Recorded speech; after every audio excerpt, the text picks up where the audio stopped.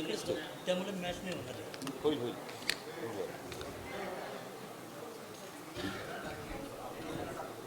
Live link पण आहे. हां, लाईव्ह लिंक पण आहे.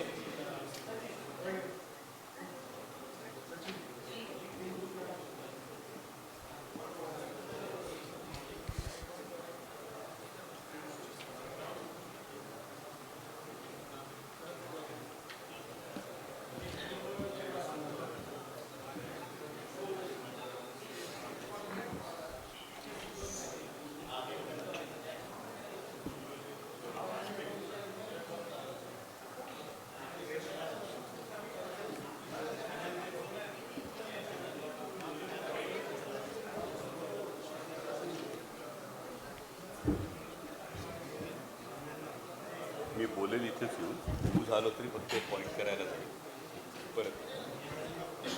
नाही खालीच तर मी सगळ्यांना ऑडिओ मिळेल असं.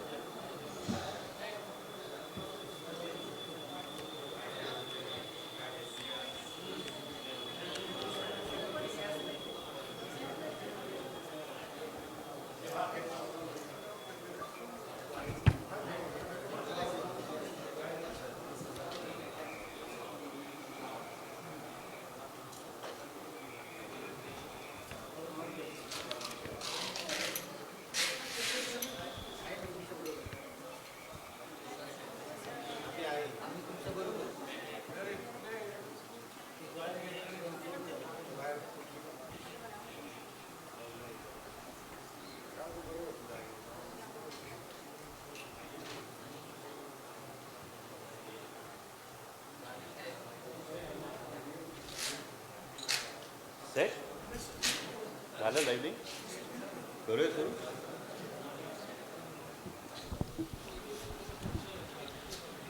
जय शिवराय. सर्वप्रथम तुम्हा सर्वांचं मनापासून स्वागत. खरं तर हा जो माळशेज घाट बोरा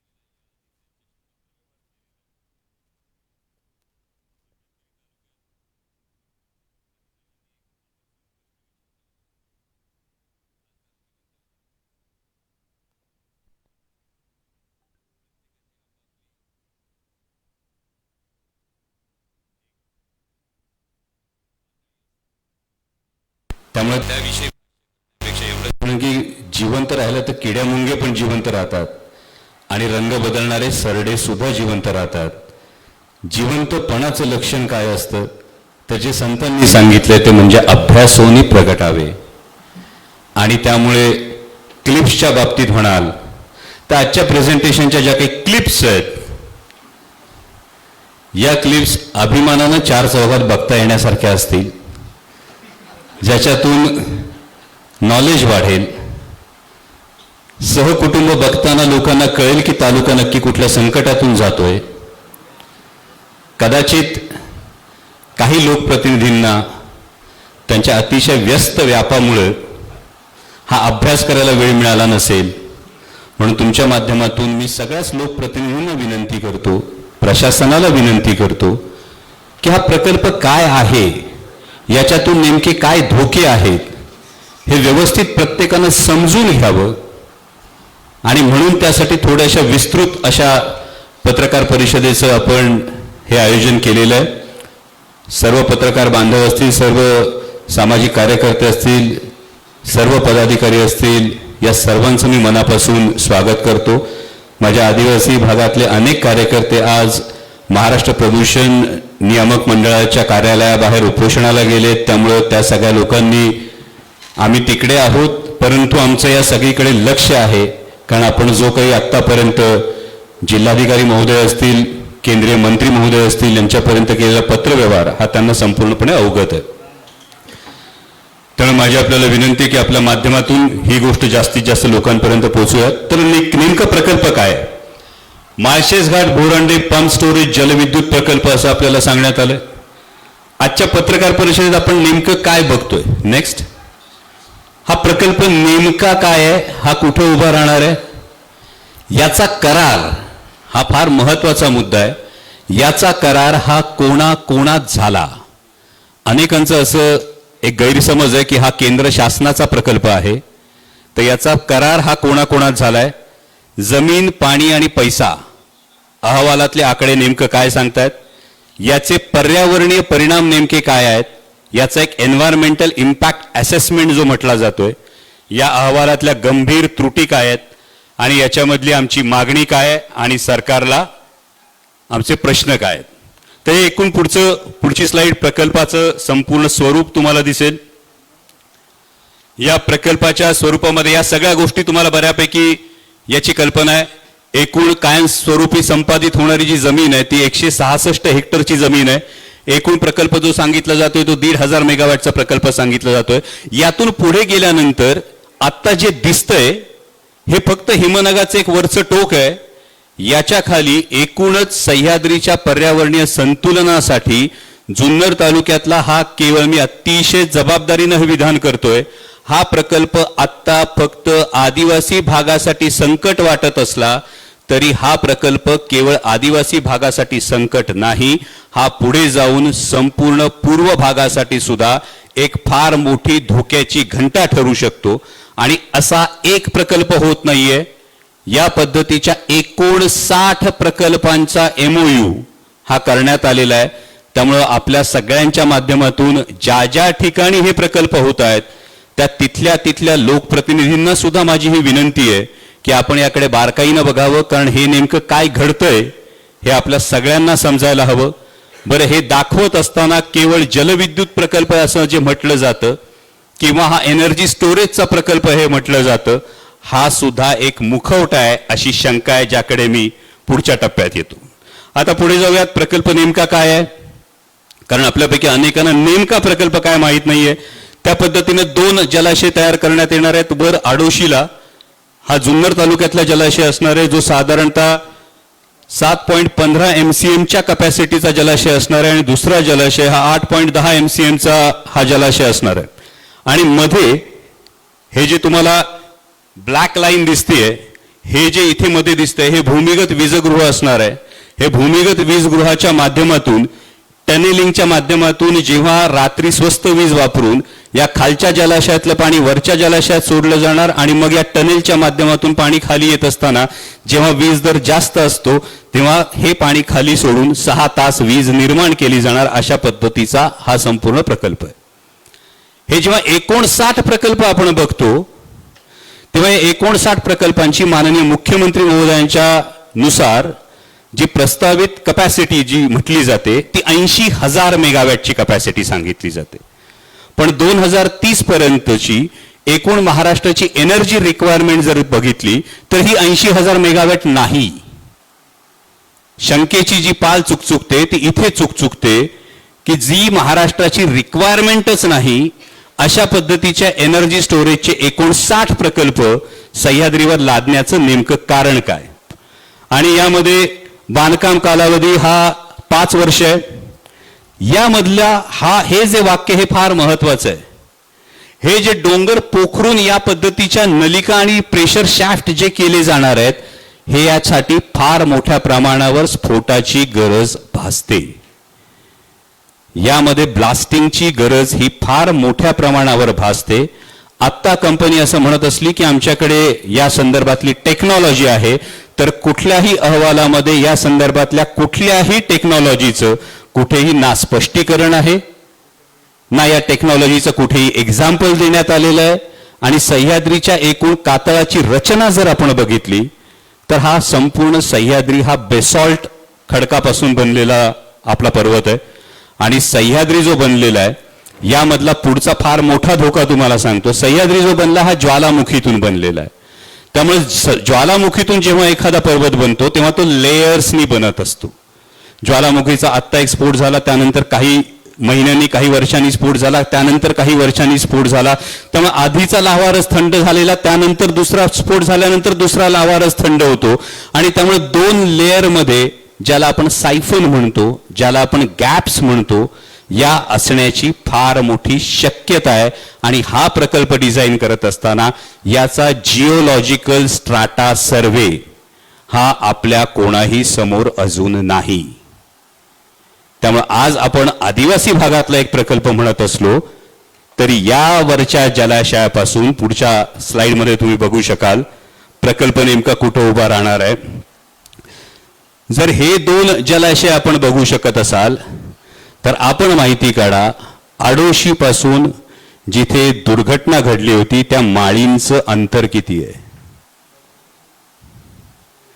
आडोशीपासून माळींचं अंतर किती आहे, जिथे जिओलॉजिकल स्ट्राटामध्ये मी म्हणालो लेअरिंगने पर्वत बनतो, या लेअर्सची माहितीही नाही. आणि जर या लेअरिंगमध्ये जर पाणी गेलं तर काय होऊ शकतं हे आपण माळींमध्ये पाहिलेलं आहे. आपण माळशेज घाटामध्ये वारंवार दरड कोसळण्याचा जो प्रकार आपण सातत्यानं अनुभवत असतो, माळशेज घाटापासून या प्रकल्पाचं अंतर किती हे आपण पाहावं. आणि आत्ता आपल्याला जे सांगितलं जात आहे तो एकच प्रकल्प सांगितला जातोय. यामध्ये 2 प्रस्तावित प्रकल्प आहे. हा प्रकल्प एक अदानीचा प्रकल्प आहे आणि दुसरा तिहेरी हायड्रो डेव्हलपमेंट कॉर्पोरेशनचा THDCचा जो दुसरा माळशेज घाटचा पंप स्टोरेज प्रकल्प आहे. असे 2 प्रकल्प याच भागात येत आहेत. आणि ही शेवटची ओळ जर तुम्ही बघितली तर हा संपूर्ण डेक्कन ट्रॅप बेसॉल्ट जो सह्याद्री बनलेला हा डेक्कन ट्रॅप बेसॉल्ट मध्ये आलाय आणि हा भूकंप प्रवण क्षेत्र 3 या कॅटेगरीतला आपला संपूर्ण सह्याद्रीचा भाग आहे. मग भूकंप प्रवण क्षेत्र 3 या टप्प्यातला आपला संपूर्ण सह्याद्रीचा भाग असताना वरचा आडोशीचा जर तुम्ही जलाशय बघितला तर हा जवळपास नाणेघाटाच्या टॉपवर येतो. त्यामुळे भूकंप प्रवण 3 क्षेत्रामध्ये वरचा जलाशय हा इतक्या टॉपवर ठेवलेला आहे, त्यातून पाणी खाली पर्कोलेट होण्याची भीती आहे. आणि त्याच्या पुढचा तुम्ही जेव्हा इम्पॅक्ट असेसमेंट बघता त्यामधला दुसरा एक महत्वाचा मुद्दा तुम्हाला सांगतो. इथं हा जर सर्वे बघितला किंवा ही जर लोकेशन बघितली तर इथे 2 काय गोष्टी येत आहेत. ही सह्याद्रीची मुख्य रांग आहे, हा नाणेघाट आणि जीवधन किल्ल्याचा परिसर येतो. आता हा संपूर्ण भाग 6 जुलै 2022 ची जी इको सेन्सिटिव्ह झोनची जी मसुदा आहे, पर्यावरण दृष्ट्या संवेदनशील क्षेत्राचा जो मसुदा आहे, यामध्ये हा संपूर्ण भाग समाविष्ट आहे. म्हणजे इको सेन्सिटिव्ह झोनमध्ये इको सेन्सिटिव्ह झोनचं कारण देऊन आमच्या आदिवासी बांधवांवर अनेक मर्यादा लादल्या जातात, इतर अनेक प्रोजेक्ट्सला मर्यादा लादल्या जातात. मात्र या प्रोजेक्ट्सला बिनबोभाट परवानगी दिली जाते थेट इको सेन्सिटिव्ह झोनमध्ये भूकंप प्रवण क्षेत्र 3 मध्ये. हे नेमकं का होतं हा महत्वाचा प्रश्न आहे. आता पुढचे मुद्दे जे लोकांना वाटतं की नेमका करार कोणात झालाय, यामध्ये केंद्र सरकारची भूमिका काय, यामध्ये राज्य सरकारची भूमिका काय, आज दूध का दूध पाणी का पाणी होऊन जाऊ द्या. त्यामुळे ज्यांना कोणी जिवंत आहेत काही प्रश्न आहेत त्यांनी नेमकं काय केलं हे आपल्याला बघावं लागेल. पुढची स्लाइड. हा महाराष्ट्र शासन आणि अदानी समूह यांच्यामध्ये झालेला करार आहे. सामंजस्य करार कोणामध्ये झाला? महाराष्ट्र सरकार आणि अदानी उद्योग समूह याच्यामध्ये या 5 पंप स्टोरेजसाठी झाला. त्यानंतर शासनाने महाराष्ट्र सरकारने केंद्रीय वन पर्यावरण मंत्रालयाकडे ही परवानगी पाठवली. त्यानंतर क्षमता ही बदलण्यात आली आणि पुढची ही जी गोष्ट ना मे 2026 याच्यामध्ये फार मोठी गंमत आहे की याच्यामध्ये जो एन्व्हायरमेंट इम्पॅक्ट असेसमेंट ही जी गोष्ट देण्यात आलेली आहे, जो EIAचा अहवाल 2026 मध्ये प्रकाशित करण्यात आला, या प्रारूप अहवालाचा सारांश फक्त सांगण्यात आला, पण याचं आधारभूत सर्वेक्षण मात्र डिसेंबर 2023 ते 24 मध्येच करण्यात आलेलं आहे. त्यामुळे आत्ताची परिस्थिती काय आहे येई या अहवालात कुठेही आपल्याला दिसत नाही. त्यामुळे जर कोणी प्रश्न विचारत असेल तर त्यांनी महाराष्ट्र सरकारला हा पहिला प्रश्न विचारला पाहिजे की महाराष्ट्र सरकार आणि अदानी उद्योग समूहामध्ये हा करार झालेला आहे. केंद्राचा रोल याच्यामध्ये फक्त पर्यावरणाची परवानगी जी महाराष्ट्र सरकारने मागितलेली आहे ती पर्यावरणाची परवानगी देणं एवढाच त्यामध्ये ही भूमिका आलेली आहे. त्यामुळं महाराष्ट्र सरकारला हे आपले प्रश्न तुमच्या सगळ्यांच्या माध्यमातून जेन्युइनली विचारतो आणि जिथे जिथे हे प्रकल्प होत आहेत त्या प्रत्येकाने या सगळ्या गोष्टी एकदा तपासून बघितल्या पाहिजेत. पुढे आता हे दोन्ही गोष्टी आहेत, निर्णायक अधिकार राज्य शासनाचे आहेत. फक्त तांत्रिक प्रक्रिया ज्या आहेत या तांत्रिक प्रक्रिया या केंद्र शासनाकडे आहेत. आता राज्य शासनाच्या ज्या जबाबदाऱ्या आहेत त्यामध्ये प्रकल्पाचं वाटप कोणाला करायचं, सामंजस्य करार कुठे करायचे, त्यानंतर प्रकल्पाच्या जागेची निवड कुठे करायची, या तीनही महत्वाच्या गोष्टी पूर्णपणे राज्य शासनाच्या अखत्यारीत आहेत. पुढचा महत्वाचा मुद्दा आहे की जलसंपदा विभागानं काळू नदीतून पाण्याचं उपलब्धता प्रमाणपत्र दिलंय. त्यानंतर पेसा कायद्याची अंमलबजावणी, ग्रामसभा संमती आणि भूसंपादन या तीनही जबाबदाऱ्या राज्य सरकारच्या आहेत. आज आपण या प्रकल्पामध्ये बघतोय सर्रास पेसा कायद्याचं उल्लंघन झालेलं आहे. यातल्या सर्वे आपण सगळ्यांना माझी विनंती आहे, सर्वे जर बारकाईने बघितले, जर जी पेसा ग्रामपंचायतीची गावं आहेत ही पेसा ग्रामपंचायतीची गावं नाहीत असे सर्वे शासनानं सबमिट केलेले आहेत, जे पेसा कायद्याचं फार मोठं उल्लंघन हे राज्य शासनाकडून होतंय. त्यानंतर वन जमीन वळवण्याची शिफारस सुद्धा ही राज्य केंद्राला करते आणि त्यामुळे या प्रकल्पामध्ये फार मोठी जबाबदारी ही संपूर्ण राज्य शासनाची आहे. ह्या केंद्राच्या सगळ्या तांत्रिक प्रक्रिया ज्या काही आहेत, 60 हेक्टर वनजमीन वळवण्याचा प्रस्ताव केंद्राकडे जातो, तो राज्याकडून जातो. राज्याचे मुख्य वन संरक्षक याच्यावर सर्टिफिकेशन देतात. पश्चिम घाट ESA अधिसूचना ही मसुद्याच्या स्वरूपात गेली 13 वर्ष राज्य सरकारनं याचा पाठपुरावा करणं गरजेचं आहे. तज्ज्ञ मूल्यांकन समितीने एन्व्हायरमेंट इम्पॅक्ट असेसमेंटची जी अधिसूचना आहे त्यानुसार हा प्रकल्प आहे की नाही हे फक्त सांगितलं जातं. या एन्व्हायरमेंट इम्पॅक्ट असेसमेंटची सूचना देणारी कंपनी जर आपण बघितली तर त्याच्यात तुम्हाला आणखी एक मोठा धक्का बसेल. पुढे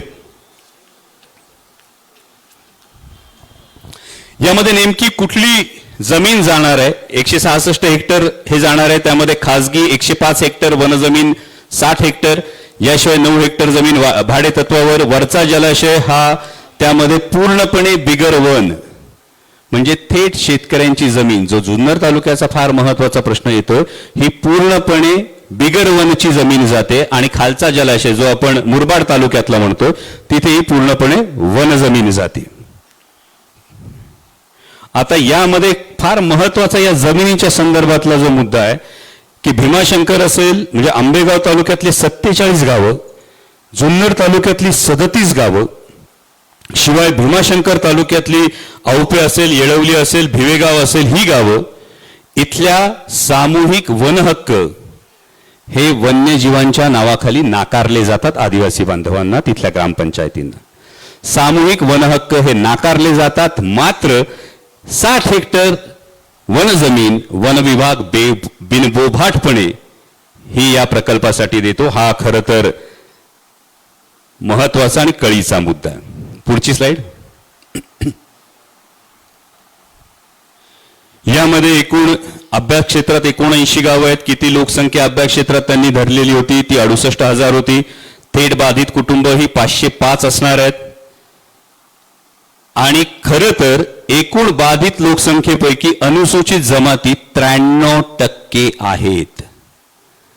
आणि 93% जर एकूण बाधित लोक असतील आणि मात्र पेसा कायद्यानुसार एकाही ह्याची सुनावणी झाली नसेल तर या संपूर्ण प्रकल्पाच्या जी काही जनसुनावणी 21 तारखेला सांगितली जाते या सगळ्यावर फार मोठं प्रश्नचिन्ह उभं राहतं. पुढे हे जे आपण सातत्यानं बघतो पेसा कायद्याची ही उघड पायमल्ली झालेली आहे की हे संपूर्ण क्षेत्र आदिवासी बहुल आहे. आजनावळे ग्रामपंचायतीने 2023 मध्ये जसा ठराव करून प्रशासनाकडे दिला होता त्याच्याकडे दुर्लक्ष करण्यात आलेलं आहे. प्रकल्प अहवाल तयार करण्यापूर्वी कंपनीने किंवा कोणत्याही शासकीय विभागाने यातल्या एकाही पेसा ग्रामपंचायतीची पूर्वकल्पना दिलेली नाही. 14 ऑगस्ट 2026 म्हणजे आता परवा जी एक बैठक झाली त्याच्या शासकीय बैठकीच्या इतिवृत्तातच या सगळ्या नोंदी आहेत. त्यानंतर ग्रामस्थांची मागणी की आधी ग्रामपंचायतींना माहिती द्या आणि ग्रामसभेचा सकारात्मक ठराव, मग प्रकल्प अहवाल तयार करा. आणि वन हक्क 2006 अंतर्गत सामूहिक वन हक्कांचा प्रश्न हा अजून अद्याप निकाली निघालेला नाही. या सगळ्या गोष्टींचा उहापोह केल्याशिवाय या प्रकल्पाकडे आपल्याला जाता येत नाही. ही पेसा हक्काची पायमल्ली होते आणि पेसा हक्काचं संवर्धन करणं ही राज्य सरकारची नैतिक जबाबदारी येते. पुढची स्लाइड. हे 14 ऑगस्टला अंजनावळेला काय घडलं ते आपल्याला तुमच्यापैकी अनेक जण तिथे उपस्थित होते ते माहिती आहे. पुढे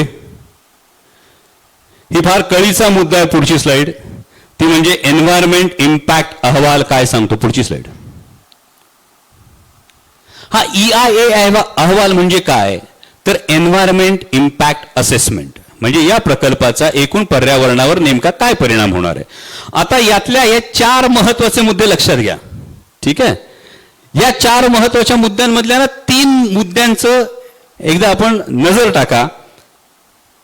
आदिवासी भागातले काही कार्यकर्ते इथे आहेत. गुरुजी तुमच्या भागाविषयी असं सांगितलं गेलंय अंकुश शेठ, इथे सस्तन प्राणीच नाहीयेत.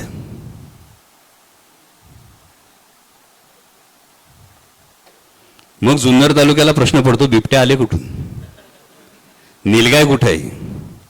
इथं एकही सस्तन प्राणी नाही असं अहवाल सांगतो. पहिल्या याच्यामध्ये प्रकरण 3.10 EIA मधलं 3 ऋतूंच्या सर्वेक्षणानंतरचा निष्कर्ष या पहिल्या एका वाक्यात हा अहवाल किती तद्दन सोयीचा आहे ही गोष्ट आपल्या समोर येते. एकही सस्तन प्राणी या भागात नाही हे या अहवालात नमूद केले. दुसऱ्या पलीकडे जा, त्यामध्ये operation phase impacts on flora and fauna will be positive, म्हणजे वनस्पती आणि प्राणी जीवनावरील परिणाम हे होणार आहेत का तर हे होणार आहेत. त्यानंतर being an off river PSP the environmental impacts of the project are minimal. यामध्ये हा अहवाल असं सांगतो की याचे पर्यावरणावर होणारे परिणाम हे अगदी किरकोळ असतील, अगदी क्षुल्लक असतील. आणि आता या 3 याच्यानंतर चौथी गोष्ट लक्षात घ्या. यामध्ये आपत्ती व्यवस्थापन आराखडा जो 10.12 हा त्यातलं प्रकरण आहे त्यामध्ये असतं does not have substantial time for rescue in lower reservoir case. यामध्ये कुठलीही आपत्ती जर घडली तर खालच्या भागाला रेस्क्यू साठी पुरेसा वेळ मिळू शकत नाही. एकच अहवाल एकीकडे सांगतो की याच्यावर एन्व्हायरमेंटल इम्पॅक्ट होत नाही आणि तोच अहवाल त्यामध्ये सांगतो की यामध्ये रेस्क्यूसाठी काही धरणासंदर्भात दुर्घटना घटली तर खालच्या बाजूला बचावासाठी वेळ उरत नाही. आता पुढची स्लाइड बघा. हे संपूर्ण प्रेझेंटेशन किती तकलादू गोष्टींवर आहे तर EIAचा हा जर तुम्ही कॉलम बघितला तर या कॉलम मध्ये तुम्ही सगळे जुन्नर तालुक्यातले आहात. जनसुनावणी झाली का याच्या आधी? नाही. हा अहवाल असं सांगतो की मे 2026च्या अहवालामध्ये असं सांगण्यात आलेलं आहे जनसुनावणी नंतर यात सुधारणा करण्यात आल्या. म्हणजे एक खोटं लपवण्यासाठी इतर किती गोष्टी खोट्या बोलल्या जातात ते बघा. जर जनसुनावणी झालीच नाही तर अहवालामध्ये जे म्हटलं गेलंय की मे 2026च्या अहवालात म्हटलंय जनसुनावणीनंतर सुधारणा करण्यात आल्या असं लिहिलं गेलेलं आहे. जर जनसुनावणीच झाली नाही तर कुठल्या सुधारणा करण्यात आल्या. त्यामुळं जो अहवालच खोटा आहे अशा अहवालावर जर तुम्ही 21 तारखेला जनसुनावणी घेत असाल तर ही लोकशाहीची सरळ सरळ केलेली क्रूर थट्टा आहे असं आमचं थेट म्हणणं आहे. आता पुढची स्लाइड.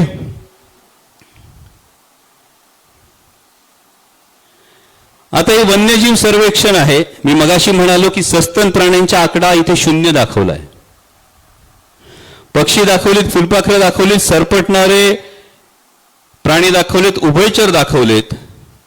आणि याची सोय अशी होते की जेव्हा सस्तन प्राणीच नाहीत तर मग वन्यजीव अधिवासाच्या नुकसानीचं मूल्यांकन होऊच शकत नाहीये. त्यामुळे सरळ सरळ हा प्रकल्प राबवणाऱ्या कंपनीसाठी सोयीने तयार करण्यात आलेला हा अहवाल आहे. पुढची स्लाइड. आता यामध्ये नाणेघाट संवर्धन राखीव क्षेत्राचं काय, तर राज्य वन्यजीव मंडळाच्या बैठकीत मुख्यमंत्र्यांच्या उपस्थित 18 नवीन संवर्धन केंद्र मंजूर झाली. त्यात नाणेघाटाचा समावेश आहे.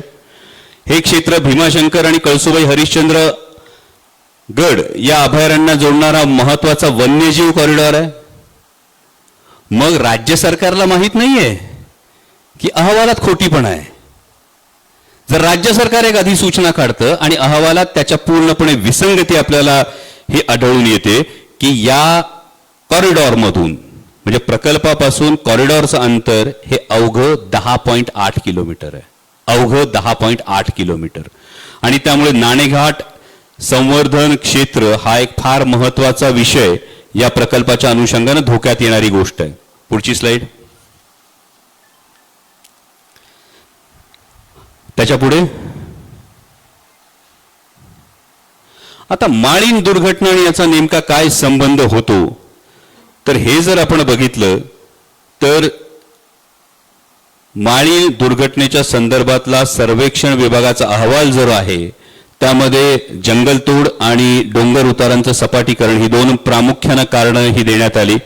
हा संपूर्ण प्रकल्प भूकंप क्षेत्र 3 मध्ये मोडतो आणि तरी सुद्धा भूस्खलनाचा स्वतंत्र आणि सखोल अभ्यास या अहवालात कुठेही नाही.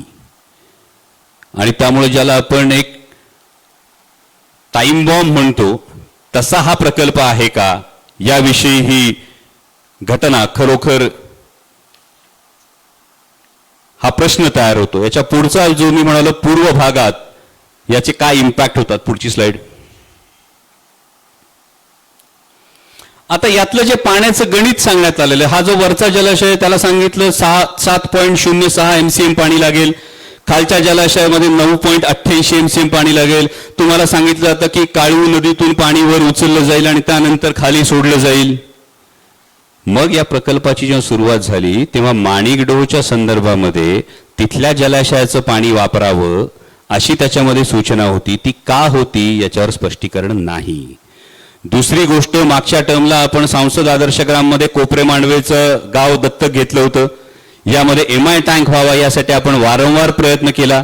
हा MI टँक करण्यासाठी आमचा अंकुश सातत्यानं प्रयत्न करत होते.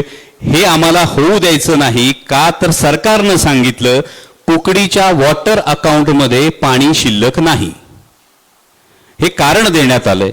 कुकडीच्या वॉटर अकाउंटमध्ये पाणी शिल्लक नाही, मात्र वरचा आडोशीचा जो जलाशय आहे हा कुकडीच्या नाल्यावर आहे. जर कुकडीच्या अकाउंटमध्ये पाणी शिल्लक नाही म्हणून वरच्या आदिवासी भागाला पिण्याचं पाणी मिळू शकत नाही, मात्र त्याच कुकडीच्या बेसिन मधल्या नाल्यावर वरचा जलाशय जर होत असेल तर मग नेमकं कुणाच्या सोयीसाठी प्रकल्प होतोय आणि याच्याकडे कोण डोळे झाक करतंय हा दुसरा महत्वाचा प्रश्न आहे. जो महसूल विभाग इतक्या सगळ्या संदिग्धता असताना इतक्या तातडीनं जनसुनावणीची तारीख जाहीर करतो, तोच महसूल विभाग कोपरे मांडवेमध्ये प्री फॅब्रिकेटेड जर्मन मेटॅलिक टँकच्या 3 टाक्या मंजूर आहेत. त्यामध्ये फक्त जमीन द्यायला लोक तयार आहेत. फक्त जमीन हस्तांतरणाचा जो प्रस्ताव आहे हा राज्य सरकारकडे पेंडिंग आहे. त्याच्यावर सही मात्र होत नाही. मात्र महसूल विभाग इतक्या तत्परतेनं या सगळ्या गोष्टींविषयी संदिग्ध असताना इतक्या घाईनं जर पुढाकार घेत असेल तर यामध्ये अडचण तयार होते. पुढे आता अहवालातली अंतर्गत विसंगती हा थोडा टेक्निकल मुद्दा आहे, पण हा नीट समजून घेतला पाहिजे तुम्ही, कारण 21 तारखेची जनसुनावणी रद्द करण्याचा आपला पुरेपूर प्रयत्न आहे. पण जर रेटून ही जनसुनावणी कधीही करण्यात आली तर ही स्लाइड तुमच्यासाठी फार महत्वाची आहे की यातला जो IUCN जी यादी आहे, जी रेड लिस्ट आहे, ही 2025/2 ची वापरतो आणि ती जुलै 2024 मध्ये पाहिली असं अहवालात लिहिलेलं आहे. IUCN ची यादी जुलै 2024 मध्ये पाहिली असं लिहिलेलं आहे आणि जुलै 2024 मध्ये 2025/2 ची आवृत्ती अस्तित्वात नव्हती.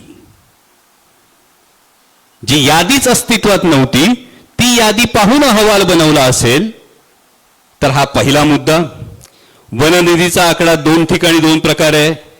मगाशी मी सांगितलं की आधारभूत सर्वेक्षणाची तारीख ही जुन्या आधारभूत माहितीनुसार दिलेली आहे. पुढची फार महत्वाची गोष्ट आहे, मगाशी मी जी सांगितली प्रकल्प बाधित जी 79 गावं होत आहेत, या 79 गावांमध्ये जो स्टडी करण्यात आला असं अहवाल सांगतो, या 79 गावांमधल्या कुठल्या गावात आणि कुठल्या लोकांशी ना गावांची नावं या अहवालात आहेत ना माणसांची नावं या अहवालात आहेत. आणि मुळात संपूर्ण EIA अहवाल, एन्व्हायरमेंटल इम्पॅक्ट असेसमेंट अहवाल, हा मराठीत उपलब्धच नाहीये. मग ज्याच्यावर जनसुनावणी घ्यायची तेच जर आम्हाला वाचायलाच मिळालं नाही, आम्हाला माहितीच नाही, तर आम्ही आक्षेप कशावर घेणार, आम्ही आमच्या तक्रारी कुठं मांडणार, हा फार कळीचा मुद्दा यात तयार होतो. आणि हे एवढं सगळं असताना हा प्रकल्प आहे तो 7,000 कोटी रुपयांचा. विचार करा, 7,000 कोटी रुपयांचा प्रकल्प इतक्या तद्दन खोट्या माहितीवर आणि खोट्या आकडेवारीवर जर सादर होत असेल तर त्याच्यावर आपण विश्वास कसा ठेवायचा, हा महत्वाचा प्रश्न येतो. पुढचा मुद्दा, हा बाधित वनक्षेत्राचं पर्यावरणीय मूल्य हा पुन्हा एन्व्हायरमेंटच्या संदर्भात आहे की या ज्या नोंदी समितीने केलेल्या आहेत ना, या सगळ्या नोंदी आहेत, तुम्ही बारकाईने जर बघितल्या तर यामध्ये पाण्याचा स्रोत बदलण्यासाठी राज्य शासनाची परवानगी आणि NGT आदेशानुसार फ्लोची माहिती मंजुरीच्या वेळी सादर करावी अशी अट समितीने घातली. याचं पुढे काय झालं कुणालाच माहित नाही. TOR दुरुस्तीची शिफारस केली आणि प्रक्रिया पुढे सरकली. समितीने स्वतःच नोंदवले की क्षमता वाढ किरकोळ आहे पण वनक्षेत्राचं नुकसान मोठं आहे. बाधित वनक्षेत्राची गुणवत्ता आणि पर्यावरणीय मूल्य कुठेही तपासलं गेलेलं नाही. आणि आता पुढचा फार महत्वाचा मुद्दा, पुढची स्लाइड घ्या. आता ही जी एन्व्हायरमेंटल इम्पॅक्ट असेसमेंट ज्यांनी तयार केले ही ती कंपनी आहे RS एन्व्हायरो लिंक लिमिटेड. याचे डिटेल्स एकदा फक्त नेटवर जाऊन शोधा. मग गंमत ही होतीये, एकच विकासक, एकच सल्लागार आणि एकच करार. याचं एक उदाहरण मी आपल्या मीडियाच्या माध्यमातून सांगू इच्छितो की 2022ला तारळी आणि माळशेज हे 2 प्रकल्प एकाच याच्यातले. दोन्ही प्रकल्पांचे एन्व्हायरमेंटल इम्पॅक्ट असेसमेंट एकाच खासगी सल्लागार कंपनीने तयार केले, ज्या कंपनीचं इथे नाव आहे. तारळीमध्ये 100 पेक्षा अधिक गावांचा विरोध आहे, 3000हून अधिक हरकतींची पत्र आहेत. तरी सुद्धा 12 मार्च 2024ला तारळीला, सातारा जिल्ह्यामध्ये जनसुनावणी पुढे ढकलली गेली नाही आणि पुढे प्रकल्पाला पर्यावरणीय मंजुरी सुद्धा मिळाली. आज माझं तुम्हाला सगळ्यांना महत्वाची गोष्ट आहे की जे तारळीत मागे घडलं ते आता जुन्नरमध्ये बळजबरीनं घडवू पाहिलं जात आहे. त्रुटीपूर्ण अहवाल, हरकती आणि तारीख न बदलणारी सुनावणी, अजून वेळ गेलेली नाही. आपण सगळ्यांनी मिळून या विरोधात आवाज उठवणं हे गरजेचं आहे. आता ज्या प्रकल्पाविषयी मी बोललो मागाशी तारळीचा, पुढची स्लाइड द्या.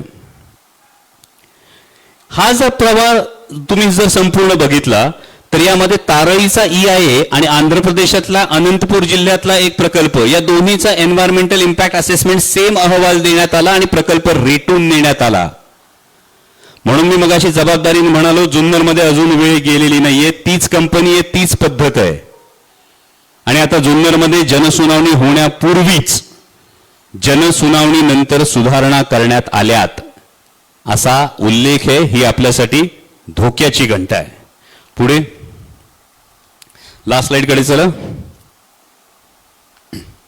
पुढे आता ही आमची भूमिका स्पष्ट आहे की आमचा विकासाला विरोध नाही पण पर्यावरणाचा बळी देऊन विकास आम्हाला नको. ऊर्जा साठवणूक देशाला आवश्यक आहे पण मग ती पश्चिम घाटातल्या वन्यजीव कॉरिडॉरमध्येच का. आणि आता महत्वाचा कळीचा मुद्दा येतो. माननीय मुख्यमंत्री महोदयांनी 3री मुंबई जाहीर केली. या 3ऱ्या मुंबईचं इकॉनॉमिक इंजिन हे डेटा सेंटर असेल असं जाहीर केलं. जी डेटा सेंटर आज अमेरिकेत आहेत यातल्या मॅक्सिमम डेटा सेंटरच्या आजूबाजूच्या गावांमध्ये, शहरांमध्ये पाण्याचं प्रचंड दुर्भिक्ष आहे. कारण दर तासाला काही ट्रिलियन लिटर पाणी या एकेका डेटा सेंटरला लागतं.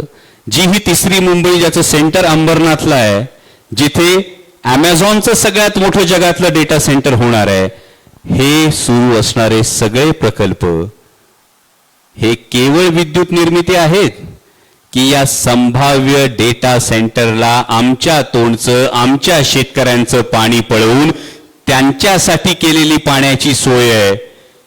एकीकडे अमेरिका आणि भारत ट्रेड डील मधला एक कलम जर बघितलं तर फ्री डेटा ऍक्सेस, मी 3 बिंदू जोडतोय.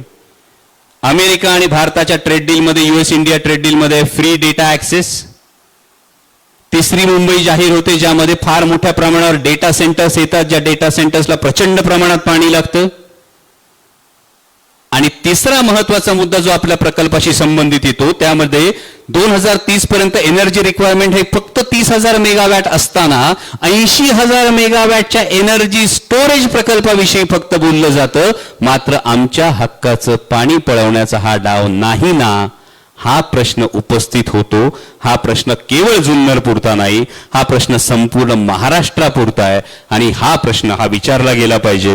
आणि त्यामुळं पुढची आमची मागणी आहे ती म्हणजे कायदा पाळला जावा. पेसा वनहक्क कायदा, भूसंपादन कायदा, स्थानिक पेसा ग्राम आदिवासी बांधवांच्या ग्रामसभेच्या संमतीशिवाय 1 इंच ही जमीन ही घेतली जाऊ नये. आणि पुढची स्लाइड.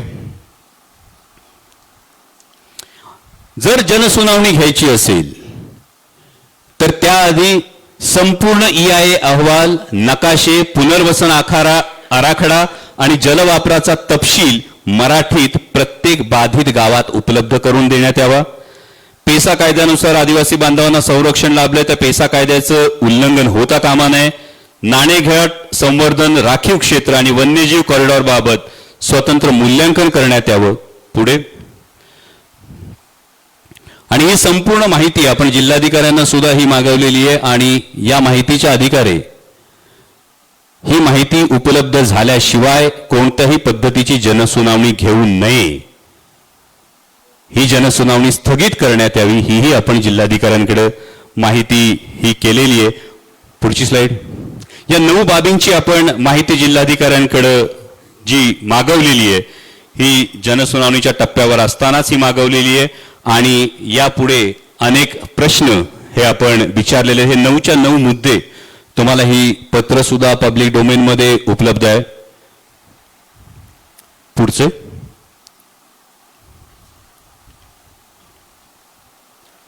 आणि हे जे प्रश्न आहेत यातला हा 5वा प्रश्न फार महत्वाचा आहे पूर्व भागासाठी, की दाखवताना काळू नदीची परवानगी दाखवून प्रत्यक्षात कोकणी माणिकडोच्या पाण्यावर परिणाम होणार नाही याची हमी कोण देणार. या संपूर्ण भागामध्ये राज्य प्राणी ज्याला दर्जा मिळाला आहे तो शेकरू हा राज्य प्राणी आहे. आणि असं असताना वन्यजीव अधिनियमाचं सरळ सरळ उल्लंघन होतंय का, हे सगळे प्रश्न आहेत. आणि म्हणून माझी आपल्या सगळ्यांना विनंती आहे की हा जो प्रकल्प आहे हा प्रकल्प केवळ आदिवासी बांधवांच्या मुळावर येणार नाही. या प्रकल्पाची मला वाटतं तुम्हाला संपूर्ण सविस्तर माहिती ही आता झाली असेल.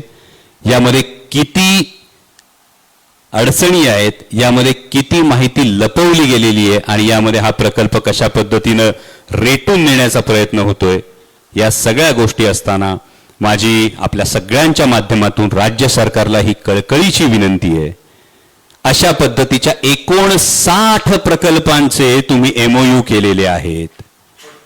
मी फक्त एका प्रकल्पाचं उदाहरण दिलं. जर हा प्रकल्प झाला आणि अशा पद्धतीनं रेटला गेला कोणतीही स्पष्टता न देता, तर केवळ आदिवासी भाग नाही तर पूर्व भागातला जो आमचा संपूर्ण शेतीसाठी सुजलाम सुफलाम भाग आहे, आमच्या तोंडचं पाणी पळवण्याचा हा डाव नाही ना, ही आमच्या मनातली भीती आहे. आणि त्यामुळे ही सगळी स्पष्टता आल्याशिवाय, या स्पष्टतेशिवाय कोणतीही जनसुनावणी ही आपल्या तालुक्यात आपल्या परिसरात होऊ द्यायची नाही, हा आपल्याला निर्धार करावा लागेल. हेच आपल्याला हे सगळं या निमित्तानं सांगायचं होतं. आता तुमच्या समोर हे सगळं सांगितल्यानंतर जिल्हाधिकारी महोदयांना सुद्धा ही संपूर्ण बिल्डिंग सांगितली होती. जिल्हाधिकारी महोदयांना तुमच्या समोर फोन करून ही जनसुनावणी स्थगित करण्याविषयी, कारण तुम्हाला ऍक्शन अपेक्षित आहे, माहिती सगळे देतील.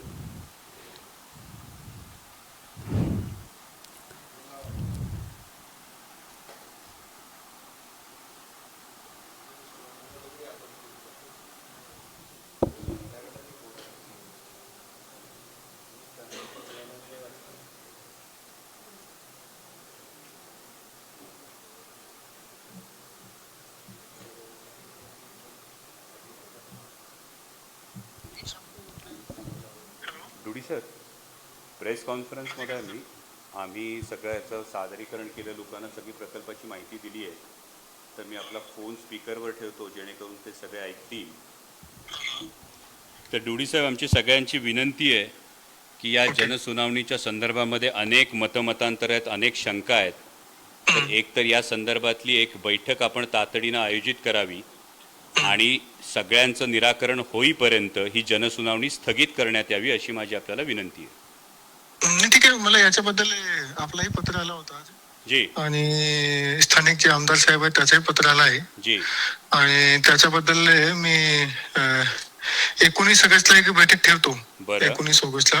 तर त्याच्यामध्ये आपण सर्व जे अधिकारी आहे याच्याशी निगडीत MPCB, इरिगेशन डिपार्टमेंट, सर्व डिपार्टमेंटच्या लोकांना आम्ही बोलून घेतो.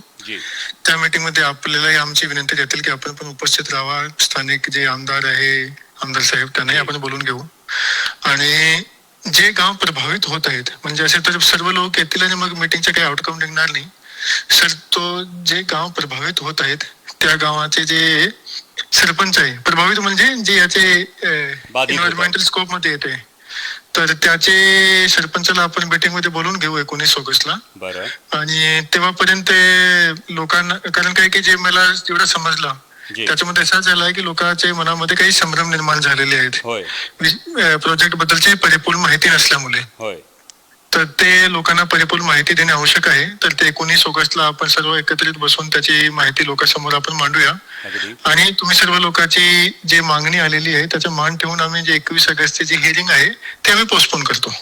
धन्यवाद. चर्चा झाल्यानंतर आणि सर्व लोकांचे शंकांचं निराकरण झाल्यानंतरच या संदर्भातला पुढचा येस मी काढतो, तसा आदेश काढतो. धन्यवाद जिल्हाधिकारी महोदय. धन्यवाद.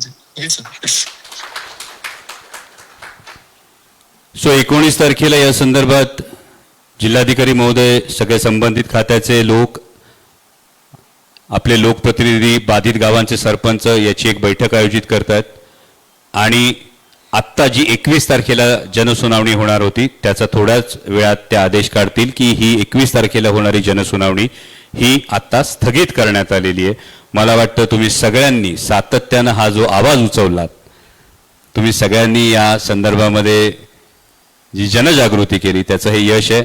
फक्त हा त्याचा पुढचा टप्पा आहे की त्याची सखोल माहिती आज तुमच्यापैकी प्रत्येकाकडे आहे. आणि माझा पूर्ण विश्वास आहे की माध्यमं लोकशाहीचा चौथा स्तंभ आहेत.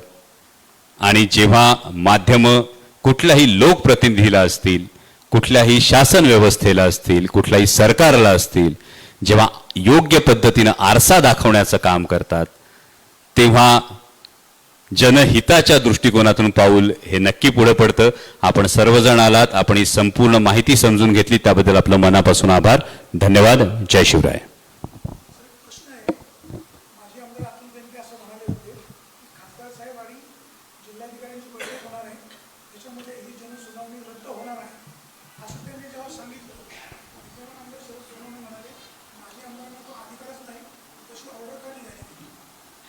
मी आपल्या समोर जिल्हाधिकाऱ्यांचा हा फोन ऐकवला, कारण मी जे पत्र तुम्हाला देईल ना, ते पत्र जर तुम्ही बारकाईने बघितलं तर हे पत्र 5 ऑगस्टलाच गेलेलं पत्र आहे.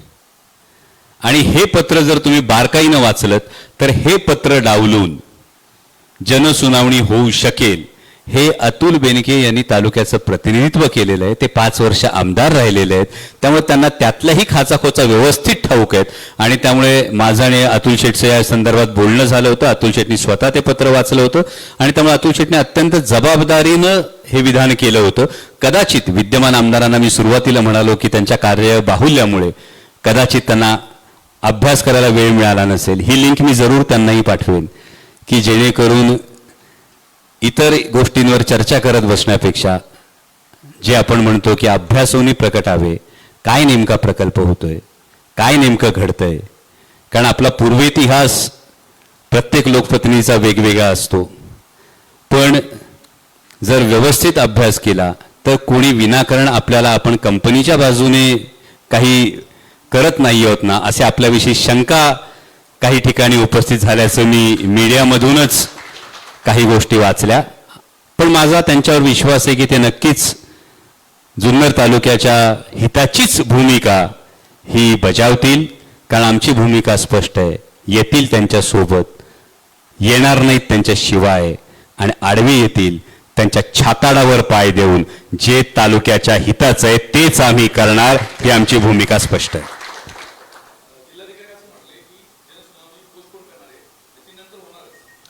यामध्ये जनसुनावणी जेव्हा होईल त्याच्या आधी आपण ज्या मागण्या केल्या त्या 9 मागण्या जर आपण बारकाईनं बघितल्यात तर मी तुम्हाला एक उदाहरण सुद्धा दिलं की ताराळ्याचा जो प्रकल्प आहे यामध्ये जनसुनावणी रेटून नेली गेली. इथे आपल्याला जनसुनावणीच्या वेळेचे आक्षेप आणि हरकती जर हा संपूर्ण स्टडी तुम्ही बारकाईनं तपासलात, ताराळ्यामध्ये 3000 हरकती आल्या होत्या, आक्षेप आले होते.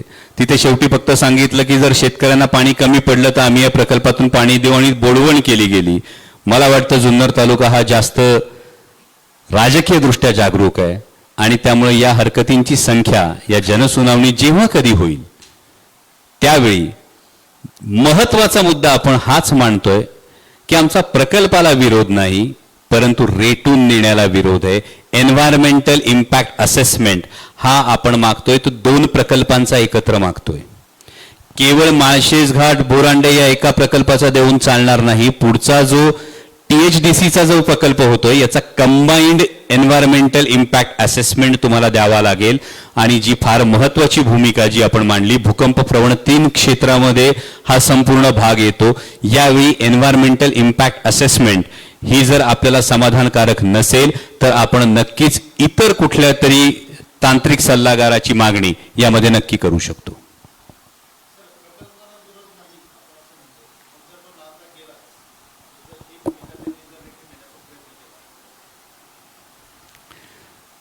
तुम्ही पुढे बघाल याविषयी काय होतं. कसं होतं, माझा सन्माननीय जिल्हाधिकाऱ्यांवर विश्वास आहे या बाबतीमध्ये, कारण जो अवेअरनेस आहे, जे प्रश्न आपण उपस्थित केले, हे प्रश्न उपस्थित केल्यानंतर त्या प्रश्नांचं गांभीर्य लक्षात हे प्रशासनाच्या लगेच आलेलं आहे. मी 5 ऑगस्टचं पत्र पाहिजे तर तुम्हाला पुन्हा एकदा पाठवतो तुम्हाला प्रत्येकाला, तुम्ही बारकाईनं बघा. किंवा आपले जे सगळे आदिवासी बांधव या संदर्भामध्ये मी जसं म्हणालो की MPCBच्या ऑफिसच्या बाहेर धरणं आंदोलन देत आहेत, त्यांनी सुद्धा हे सगळं पाहिल्यानंतर त्यांनी सुद्धा या सगळ्या सखोल माहिती जी आपण विचारण्यात आलेली आहे याचं कौतुक केलं, आणि यानंतरचं चित्र हे बदललेलं असेल असं मला विश्वास आहे.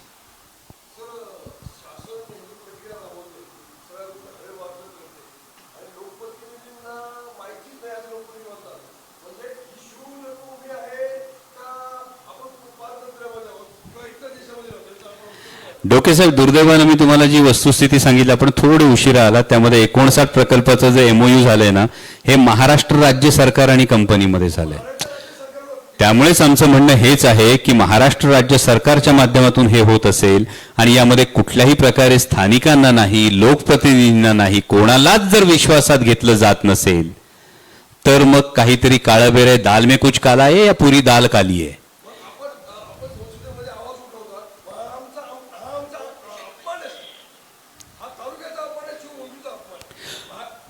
हे खरोखर आहे की लोकप्रतिनिधींना विश्वासात न घेता स्थानिक प्रशासनाला, आपण जर स्थानिक, माझं तर म्हणणं स्थानिक प्रशासनाला सुद्धा जर एवढी डिटेल माहिती असेल ना, आपण स्थानिक प्रशासनाला सुद्धा विचारा. माझ्या माहितीप्रमाणे त्यातल्या अनेक जणांना याची अगदी डिटेल माहिती नव्हती.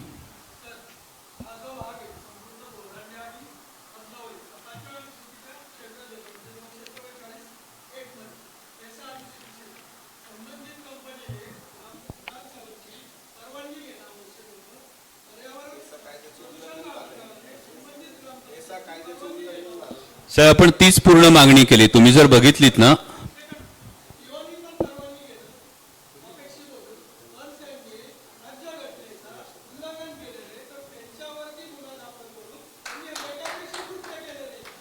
एकोणीस तारखेच्या बैठकीत हा आपला मुद्दा आहे, हा आपण प्राधान्याने घेतो.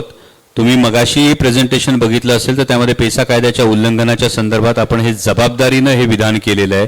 आणि हे उल्लंघन झालंय का तर हे होय, हे 100% उल्लंघन पेसा कायद्याचं झालेलं आहे आणि हे जिल्हाधिकाऱ्यांच्या सुद्धा निदर्शनास आणून दिलेलं आहे. त्यामुळे 19 तारखेच्या बैठकीत याच्या पुढे आपल्याला त्यांचं उत्तर काय येतं हे आधी बघावं लागेल.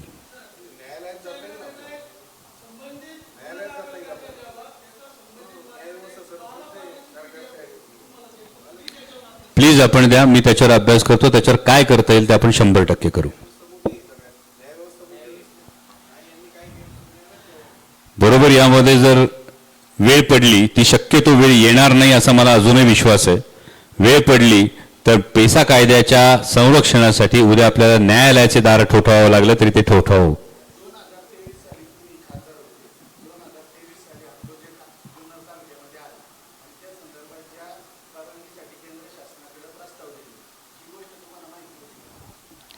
यामध्ये जो प्रस्ताव जातो हा प्रस्ताव खासदारांच्या माध्यमातून गेलेला नाही. हा प्रस्ताव थेट राज्य सरकारनं केंद्र सरकारला दिलेला आहे. थेट राज्य सरकारनं केंद्र सरकारला दिलेल्या प्रस्तावाच्या संदर्भात कुठलीही डेटाबेस, कुठलाही डॅशबोर्ड हा अजून उपलब्ध नाही की राज्य सरकारने कुठल्या परवानग्या सबमिट केलेल्या आहेत. यामध्ये मी परवा सुद्धा एका प्रेस कॉन्फरन्समध्ये दिल्लीतूनच ही गोष्ट बोललो की एक आधी परंपरा होती की प्रत्येक अधिवेशन काळाआधी राज्य शासन आणि सगळे खासदार यांची एक बैठक व्हायची. या बैठकीमध्ये आपल्या कुठले प्रस्ताव प्रलंबित आहेत, कुठले नाहीत, या सगळ्याची माहिती देण्यात यायची. 2022 साली एकदा बैठक झाली, त्यानंतर या बैठकीची परंपरा पूर्णपणे खंडित झालेली आहे. त्यामुळे राज्य सरकारने कुठले प्रस्ताव दिले याची कुठलीही माहिती ही खासदारांना केंद्र सरकारकडून आलेली नाही.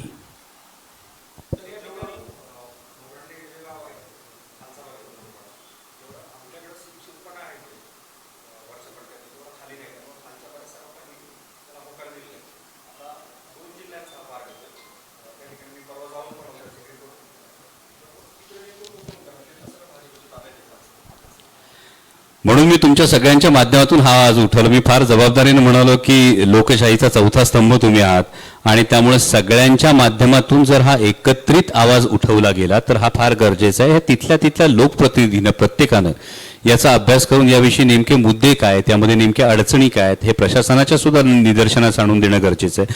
कदाचित यामध्ये असे असू शकतं की राज्य सरकारलाच या सगळ्या बाबतीत अंधारात ठेवण्यात आलेलं आहे का, हीही शक्यता मी पूर्णपणे नाकारत नाही.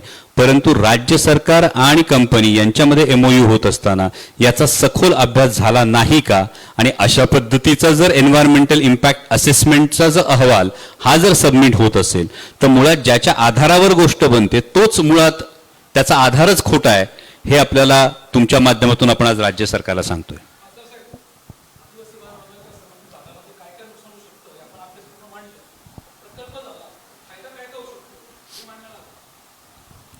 नक्कीच, त्यासाठीच 19 तारखेला मी आधी विचारलं की एवढं लपून छपून करायची गरज काय.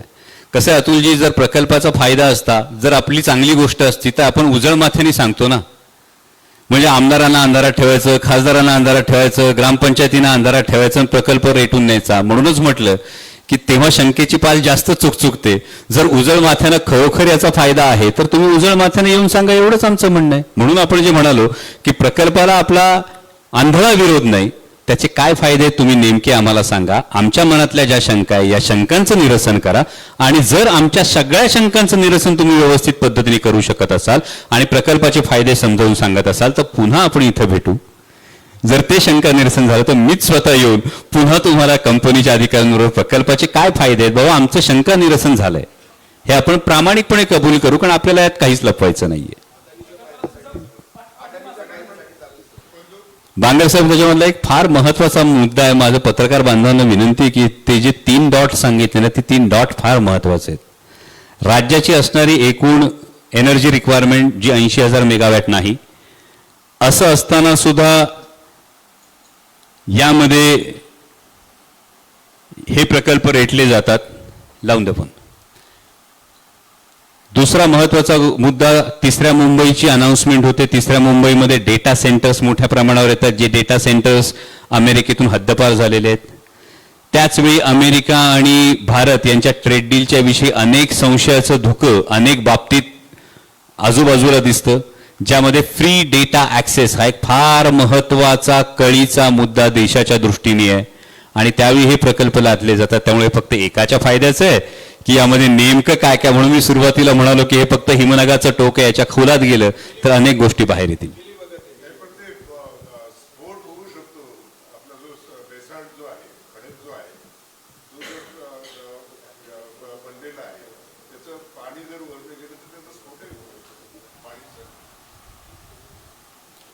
आमदार साहेब बोला. जी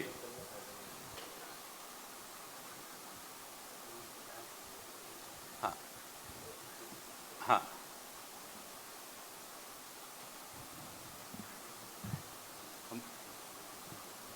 हो माझं आत्ताच कलेक्टर साहेबांशी बोलणं झालं. कलेक्टर साहेबांना आपण आपल्या सगळ्यांची व्यथा वेदना सांगितली. 19 तारखेला बाधित गावांचे सगळे सरपंच, आपण लोकप्रतिनिधी, पर्यावरणाच्या संदर्भातले तज्ज्ञ आणि कंपनी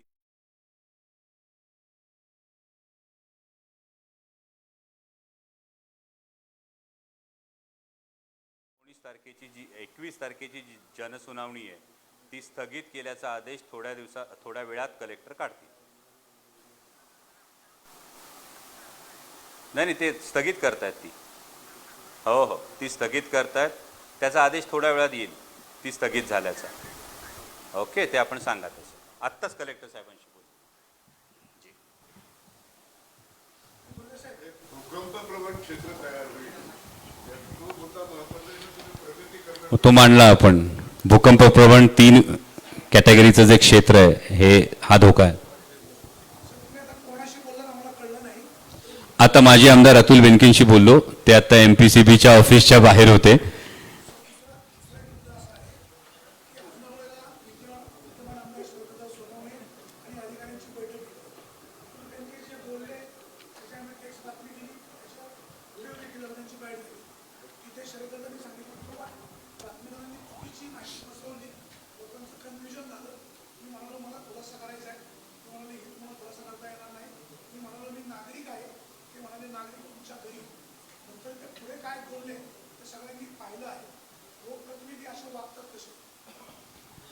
मी माझी भूमिका तुमच्या समोर स्पष्ट केली की माध्यम हा लोकशाहीचा चौथा स्तंभ आहे. मी व्यक्तिशः अगदी आपल्याविषयी जर बोलायचं म्हणालं तर आपण तालुक्यातले अतिशय ज्येष्ठ पत्रकार आहात. तुमचे माझे वैयक्तिक मतभेद होऊ शकतात, असूही शकतात, कारण लोकशाहीमध्ये डेमोक्रेसी हॅज अ राईट, म्हणजे we back to differ also, हे असू शकतं. परंतु माझ्याकडून हे पथ्य मी सातत्यानं पाळतो. इतरांविषयी मी बोलू शकत नाही, कारण मी काय वागावं हे माझ्या हातात आहे. आणि आपण जे काही पब्लिक लाईफमध्ये वागतो हे लोक पाहत असतात. त्यामुळे मला असं वाटतं की माध्यमांनी त्यांची भूमिका ही चोखपणे बजावत राहावी. या पद्धतीचं कोणत्याही लोकप्रतिनिधीनं कुठल्याही पब्लिक स्टेजवरून कुठल्याही माध्यम प्रतिनिधीला अशा पद्धतीनं भाषा वापरणं ही निषेधार्ह आहे, असं माझं प्रामाणिक मत आहे.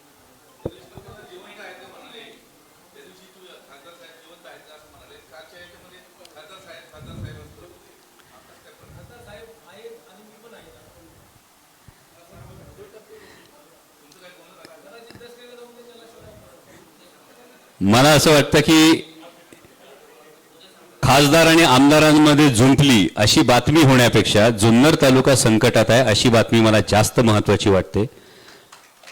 वाडवडिलांनी ज्येष्ठांनी आपल्याला शिकवलंय, आपल्याला कुत्रं चावलं तर आपण कुत्र्याला चावायला जात नसतोय. त्यांचं मतितार्थ वेगळा असेल, त्यांना नंतर त्याची जाणीव झाली म्हणून त्यांनी ते स्पष्टीकरण दिलं असेल. मला वाटतं यामध्ये आमदार महोदयांच्या मनात तसं काही नसावं. त्यांच्याही मनात तालुक्याचं हित आणि तालुक्याच्या हिताचं काय आहे हीच गोष्ट असावी. आणि म्हणून मी आजच्या प्रेस कॉन्फरन्सला सुद्धा आमदार महोदयांना बोलावलं होतं. ते काही कारणामुळे येऊ शकले नाहीत, पण हे प्रेझेंटेशन मी पूर्ण त्यांना सुद्धा पाठवेल. आणि ते सुद्धा आपण जिल्हाधिकाऱ्यांशी जेव्हा संवाद साधला तेव्हा जिल्हाधिकाऱ्यांनी आपल्याला सांगितले की आमदार महोदय सुद्धा यासाठी आग्रही होते ही जनसुनावणी रद्द होण्यासाठी. त्यामुळे माझी आपल्याला विनंती आहे की तालुक्यावरचं जे संकट आहे हे दूर करण्यासाठी आपल्याला आपल्यात जर काही तुतुमैमे जरी घडली असेल तरी त्याकडे दुर्लक्ष केलं पाहिजे. आपल्याला तालुक्याच्या हितासाठी उभं राहिलं पाहिजे. हा प्रकल्प म्हणजे एक फार मोठी धोक्याची घंटा आहे आणि त्यामुळं अशा कुठल्याही गोष्टीला फारसं महत्त्व न देता माझी आपल्याला विनंती आहे की या प्रकल्पावर, या प्रकल्पाच्या धोक्यांवर आपण जास्त लक्ष केंद्रित करावं.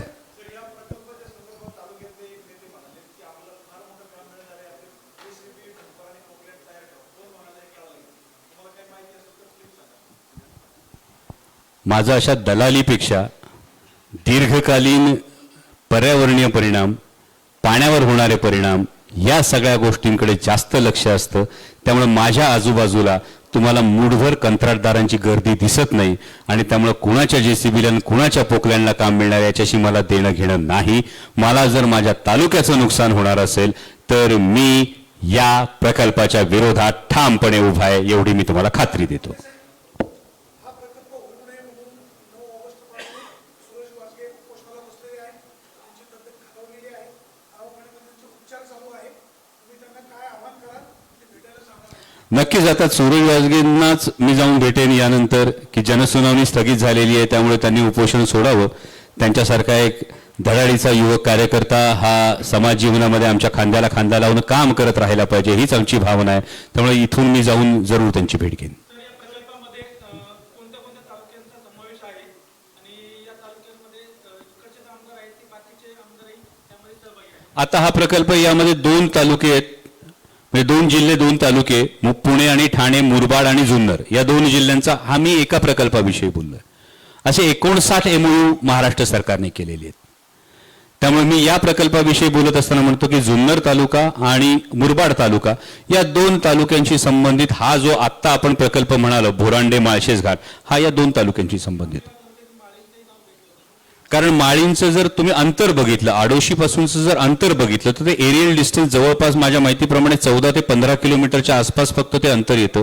आणि जेव्हा बेसॉल्टची आपण ही खडकाची निर्मिती आपण बघतो, भूकंप प्रवण 3 क्षेत्र म्हणतो, म्हणजे हा ज्वालामुखी आधी येऊन गेला, त्यानंतर दुसरा थर तयार झाला, या 2 थरांच्या मध्ये एक फट राहिलेली आहे. आणि जेव्हा मी ब्लास्टिंग करतो, तो जो मी तुम्हाला ब्लॅक लाईन दाखवली, त्या ब्लास्टिंगमुळे या स्तरांमध्ये जेव्हा घसरण पुन्हा होते तेव्हा या गॅप्स वाढू शकतात, त्यामध्ये पुन्हा पाणी सीपेज होऊ शकतं आणि तशी दुर्घटना घडणार नाही. याची शाश्वती काय, यासाठी जिओलॉजिकल स्ट्रॅटा सर्व्हे होणं गरजेचं आहे, तर हा प्रकल्प आपल्यासाठी सुरक्षित आहे असं म्हणता येईल.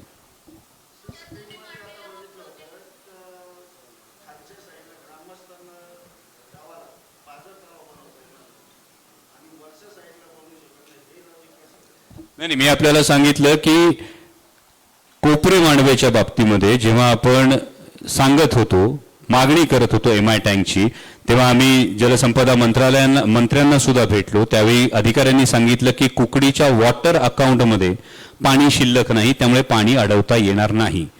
म्हणजे साधं MI टँक करायला परवानगी नाही आणि कुकडीच्याच नाल्यावर वरचा आडोशीचा जो जलाशय आहे तो तयार होतोय. मग या वॉटर अकाउंट मधली ही दोगली बाजू ज्याला आपण म्हणतो, हा दुटप्पीपणा का? जर आमच्या आदिवासी बांधवांना MI टँक देताना तुम्ही म्हणता वॉटर अकाउंट संपलं आणि आडोशीच्या अदानीच्या प्रकल्पाला मात्र तुम्ही एवढा मोठा 7.5 याचा कॅपॅसिटीचा तुम्ही जलाशय बनवू देता, तर मग आमच्या आदिवासी बांधवांनी काय घोडं मारलंय, हाच आमचा प्रश्न आहे.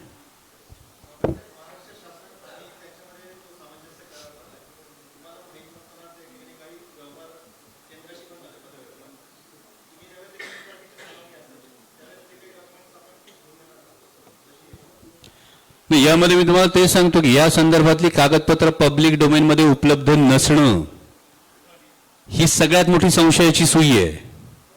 लपवताय काय की यामधली पब्लिक डोमेन मध्ये ही डॉक्युमेंट्स उपलब्ध नाहीत. म्हणजे मी तुम्हाला खालचा एन्व्हायरमेंटल इम्पॅक्ट असेसमेंटचा अहवाल मराठीमध्ये, जिथं लोकांवर परिणाम होणार आहे त्या लोकांना अभ्यास करायला मराठीत अहवाल द्या आधी, तर आम्ही आक्षेप घेणार आहोत ना. त्यामुळे ही लपवाछपवी आणि हीच सगळी मागणी कलेक्टर साहेबांना आपण दिलेलं पत्र जर तुम्ही बारकाईने वाचलं तर त्या सगळ्या डिटेल मागण्या आपण केलेल्या आहेत. या प्रकल्पाची माहिती मला वाटतं आपल्याच तालुक्यातल्या काही पत्रकार बांधवांनी मला या संदर्भामध्ये फोन केले होते. मोरे सरही माझ्याशी बोलले होते, वाणी साहेबही माझ्याशी बोलले होते आणि यानंतर याची सखोल माहिती घेतल्यानंतरच आपण याच्यावर भाष्य करावं. कारण अधिवेशन सुरू होतं, म्हटलं अधिवेशन काळामध्ये आपण केंद्रीय पर्यावरण मंत्र्यांना आधीच पत्र पाठवलं होतं, जिल्हाधिकाऱ्यांना पत्र पाठवलं होतं आणि त्यानंतर तुमच्यासमोर सादरीकरण हे सगळ्यांचं करायचं ठरवलं होतं. आणि त्यामुळे ही डिटेल माहिती ही आपल्याला खोदून, म्हणजे तुम्ही जशी शोध पत्रकारिता करता तशा पद्धतीने काहीसं काम करावं लागलंय आणि त्यानंतर ही सगळी माहिती हातात आली आहे.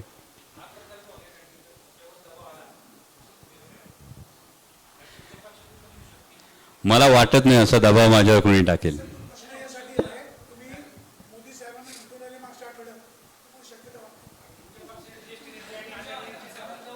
म्हणजे हा प्रकल्प एवढा महत्वाचा असं तुम्हाला वाटतं की माननीय पंतप्रधान दबाव टाकतील, मग याच्यामध्ये आणखी काहीतरी काळाभेर आहे असा प्रश्न, अशी शंका निर्माण व्हायला पाहिजे. पण मला वाटत नाही की या निमित्तानं खरं तर एका फार वेगळ्या विषयाला आपण तोंड फोडलेलं आहे. या पद्धतीनं केवळ एक प्रकल्प नाही, ही संपूर्ण सह्याद्रीची हानी आहे, ही संपूर्ण इकोसेन्सिटिव्ह झोनची हानी आहे. आणि हे सगळं होत असताना काही ट्रिलियन लिटर वॉटर दर तासाला डेटा सेंटरच्या घशात घालण्याचा जर याच्यामध्ये काही डाव असेल, मी शक्यता वर्तवतोय, जर असा काही डाव असेल तर महाराष्ट्रातल्या येणाऱ्या पिढ्या अशा कुठल्याही प्रकल्पाला माफ करणार नाहीत, कारण पिण्याला सुद्धा पाणी उरणार नाही. पुणे नाशिक रेल्वे संदर्भात जे आंदोलन झालं मोठ्या प्रमाणामध्ये, तुम्ही दिल्लीला आवाज पण उठवला, खरोखर पुणे नाशिक रेल्वे धरणार. पुणे नाशिक रेल्वेची आत्ताची परिस्थिती अशी आहे की डॉक्टर अनिलजी काकोडकर यांच्या अध्यक्षतेखाली एक समिती स्थापन करण्यात आलेली. ही समिती या संपूर्ण प्रकल्पाचा पुन्हा एकदा अहवाल तयार करेल. यामध्ये महत्वाची गोष्ट ही इलेक्ट्रोमॅग्नेटिक फील्ड्स जी तयार होतात, GMRTचे जे ऑब्जेक्शन आहे, यामध्ये पेंटोग्राफच्या फ्रिक्शननी जी इलेक्ट्रोमॅग्नेटिक फील्ड्स तयार होतात या संदर्भातला अहवाल तयार करण्यासाठीची ही समिती तयार केलेली आहे. 60 दिवसांची या समितीला मुदत आहे. यामध्ये आपण जगात 19 ठिकाणी दुर्बीण आणि रेल्वे हे कोएक्झिस्ट करतात. मी माझ्या टीमला सांगतो की आपल्यापर्यंत या सगळ्या 19 प्रकल्पांची माहिती आपल्यापर्यंतही पोहोचू द्या, कारण कुठे कुठे काय काय केलं याचा आपण सविस्तर अहवाल हा त्या दिवशी माननीय पंतप्रधानांना सुद्धा दिलेला आहे, माननीय रेल्वे मंत्र्यांना सुद्धा दिलेला आहे. आणि माननीय काकोडकर साहेबांबरोबर 30 तारखेला एका कार्यक्रमात मी धुळ्याला एकत्र आहे, त्यावेळी माननीय काकोडकर साहेबांना सुद्धा हा अहवाल देणार आहे. त्यामुळे अपेक्षा अशी आहे की या सगळ्या एवढ्या अभ्यासानंतर तरी ही समिती सकारात्मक अहवाल देईल. पण पुणे नाशिक रेल्वेचं भवितव्य या समितीच्या अहवालावर फार मोठ्या प्रमाणावर आत्ता तरी अवलंबून आहे.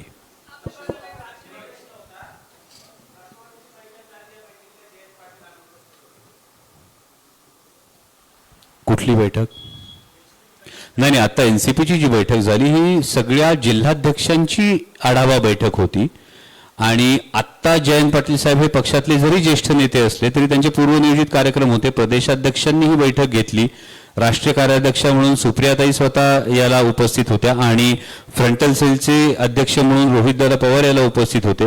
त्यामुळे याचे काहीतरी वेगळे राजकीय अर्थ काढण्याची काहीच आवश्यकता नाही. केवळ जिल्हाध्यक्षांची बैठक होती. मग तुम्ही मला प्रश्न विचार, डॉक्टर साहेब काल पुणे जिल्ह्याची बैठक झाली, तुम्ही उपस्थित नव्हतात. अहो, एकत्र विमान प्रवास जर होऊन जर गोष्टी बदलत असत्या तर दिवसा ढवळ्या मग मागचे होडीबिडीचे प्रकरण कशाला झाले असते? कालची चाकणची जी बैठक झाली रस्त्याच्या संदर्भामध्ये त्याची माहिती द्या. नाही, पुणे नाशिक हायवेच्या संदर्भामध्ये मागच्या अधिवेशन काळामध्ये माननीय गडकरी साहेबांना आपण भेटलो. या संदर्भामध्ये फार महत्वाची गोष्ट होती ती म्हणजे 10 हेक्टर जमिनीचा भूसंपादनाचा विषय राहिला होता. त्यातली 6.91 हेक्टर जमीन ही PMRD क्षेत्रातली होती आणि 3.91 हेक्टर जमीन ही PCMC क्षेत्रातली होती. यामध्ये गडकरी साहेबांनी स्वतः जिल्हाधिकाऱ्यांना फोन लावला. त्यामध्ये 6.91 हेक्टरच्या लँड रिवॉर्डचे पैसे सुद्धा जमा झालेले आहेत. 3.91 हेक्टर जी PCMCच्या अधिक्षेत्रातली जी जमीन अधिग्रहित होणं शिल्लक होतं त्यासाठी मुख्य सचिवांकडून एक हमीपत्र हे गडकरी साहेबांनी घ्यायला सांगितलं. आणि पुढच्या 15 दिवसामध्ये पुणे नाशिक हायवेच्या संदर्भातला नाशिक फाटा ते राजगुरुनगर हा जो एलिव्हेटेड कॉरिडॉर आहे याचं काम आपल्याला सुरू झालेलं दिसेल.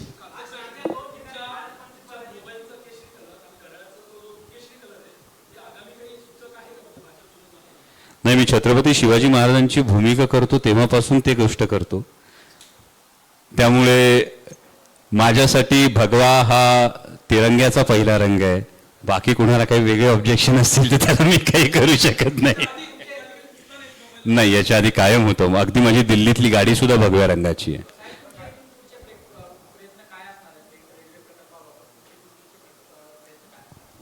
रेल्वे प्रकल्पाच्या बाबत 2-3 फार महत्वाच्या गोष्टी घडलेल्या आहेत. यामध्ये पुणे नाशिक रेल्वेच्या संदर्भातला संपूर्ण स्टडी हा आपण मांडलेला आहेच आहे.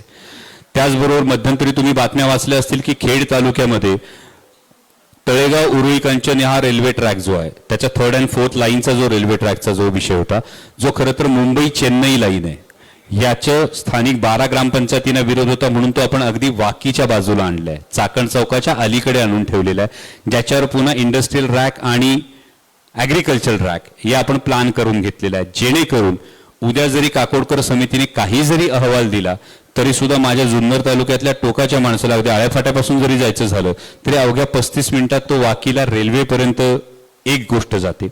दुसरी महत्त्वाची गोष्ट आपण जी करतो ती म्हणजे डेडिकेटेड फ्रेट कॉरिडॉरची जी आपण मागणी केलेली आहे ती छत्रपती संभाजीनगर, करडे MIDC, रांजणगाव MIDC, त्यानंतर चाकण MIDC, तळेगाव ते JNPT ही डेडिकेटेड फ्रेट कॉरिडॉरची मागणी केलेली आहे. आणि आंबेगाव आणि खेड या 2 तालुक्यांच्या सीमेवर आपण PM गतिशक्ती टर्मिनलची मागणी केलेली आहे, जेणेकरून शेतीमालाची वाहतूक असेल, इंडस्ट्रियल वाहतूक असेल, या सगळ्याला त्याचा फार मोठ्या प्रमाणावर फायदा होईल आणि एकूण वाहतुकीची जी कोंडी होते याला सुद्धा याचा फार फायदा होईल. या पद्धतीने आपण या गोष्टी करतो. त्याच वेळी पुणे नाशिक रेल्वे जुन्या मार्गाने जुन्या सर्वेक्षणानुसारच व्हावी यासाठी मी तुम्हाला सांगितलं त्या पद्धतीने आपण पंतप्रधानांकडे तो स्टडी संपूर्ण दिलेला आहे, रेल्वे मंत्र्यांकडे दिलेला आहे. आता जी समिती गठीत केली या समितीसमोर सुद्धा आपण तो सादर करतो, जेणेकरून जुन्या सर्वेक्षणानुसार पुणे नाशिक रेल्वे व्हावी यासाठी आपण आग्रही राहू.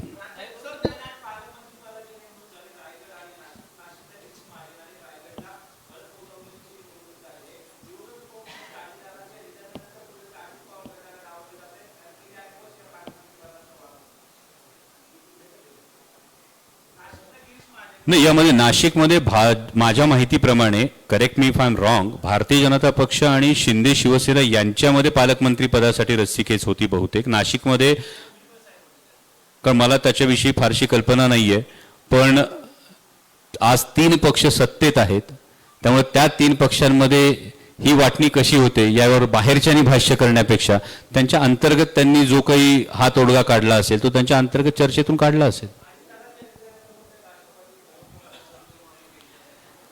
मी ज्या पक्षात नाही त्या पक्षाविषयी भाष्य मला वाटतं टिप्पणी करणं उचित नाही.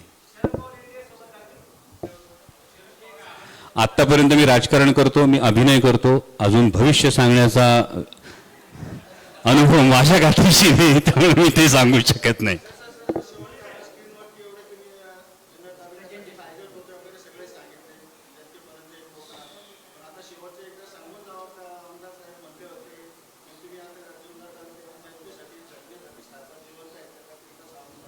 मला वाटतं हा पुरावा आहे ना सगळा. म्हणजे ही नाही, मला वाटतं की कसं आहे की त्यांनी काय ते विधान केलं, त्यांची त्याच्यावरचं स्पष्टीकरण दिलं, त्या गोष्टीला विनाकारण महत्त्व देण्यापेक्षा मला वाटतं आपण काम करणारी माणसं आहोत, आपण काम केलं पाहिजे, आपण या प्रकल्पाच्या अडचणी त्या सांगितल्या पाहिजे. अकारण कुचाळक्या करण्यासाठी वेळ हा काही लोकांकडे असेल, माझ्याकडे नाही.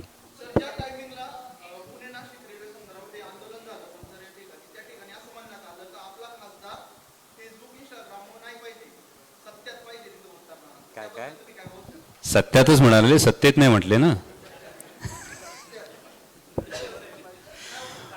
माझं म्हणणं असं आहे की जे कोणी विधान केलं एक तर मला माहीत नाही. बरं, त्या आंदोलनात सामील होण्याने विषय सुटणार होता की पंतप्रधानांना भेटण्याने त्याच्यामध्ये एक पाऊल पुढे पडणार होतं.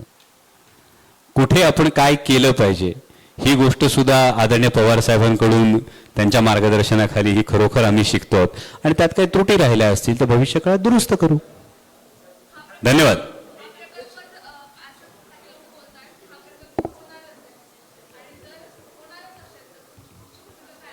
मी आपल्याला सांगितलं की प्रकल्पाला विरोध करण्यापेक्षा यातल्या ज्या अडचणी आहेत या सुटल्याशिवाय, याच्या शंकांचं निरसन झाल्याशिवाय कोणत्याही प्रकल्पाला आंधळ समर्थन करणं योग्य नाही आणि आंधळा विरोध करणं योग्य नाही. त्याचं जर डिटेल्स आपल्याला समजले आणि आपल्या शंकांचं निरसन झालं तर आपण स्वागत करू.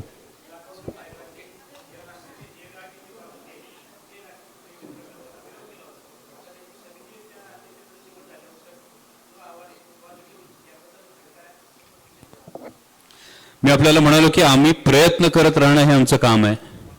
आपण रेल्वे मंत्री असतील, काकोडकर समिती, आपण सगळ्यांना सांगतोय की जगात 19 ठिकाणी होतंय तर फक्त भारतात का नाही, फक्त महाराष्ट्रात का नाही, हाच आमचा महत्वाचा प्रश्न आहे. जसे इथे प्रश्न उपस्थित केलेत तसेच त्याही बाबतीत प्रश्न उपस्थित केलेत आणि मला वाटतं काकोडकर साहेब नक्की या सगळ्याचं व्यवस्थित निराकरण करतील. हा संपूर्ण अहवाल ते पाहतील आणि त्यांनी जर अहवाल पाहिला तर नक्की काहीतरी मध्यम मार्ग हा निघेल.